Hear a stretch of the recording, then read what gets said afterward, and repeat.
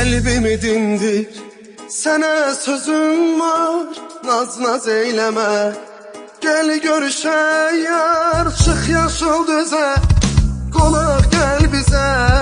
Gözüm yoldadır, xoş xəyaldadır. Tez gəl ey günüm, gözəl sevgilim. Xəyalımda var, sevdalı bir yar. Çıx yaşıl düzə, qonaq gəl bizə.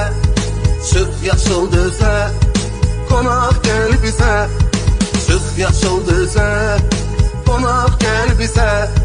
Çıx yaşıl düzə, qonaq gəl bizə. Yanağı çiçək, gözləri göyçək. Üzən gedən tut, sən məni görəcək. Çıx yaşıl düzə, qonaq gəl bizə. Gözüm yoldadır, xoş xəyaldadır.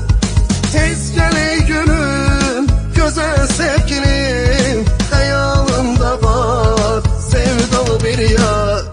Çıx yaşıl düzə, qonaq gəl bizə. Çıx yaşıl düzə, qonaq gəl bizə. Çıx yaşıl düzə, qonaq gəl bizə. Çıx yaşıl düzə, ay balam, qonaq gəl bizə.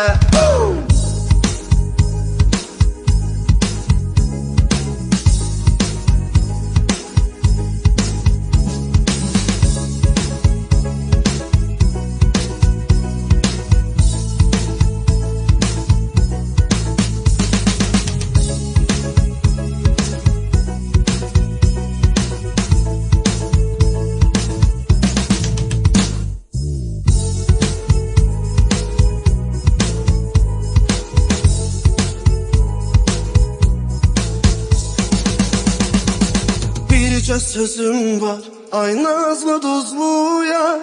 Qəmli dayanma, sən gül üzlü yar. Çıx yaşıl düzə, qonaq gəl bizə. Gözüm yoldadır, xoş xəyaldadır. Tez gəl ey günüm, gözəl sevgilim. Xəyalımda var, sevdalı bir yar. Çıx yaşıl düzə, qonaq gəl bizə.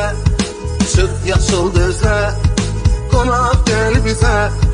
Çıx yaşıl düzə, qonaq gəl bizə.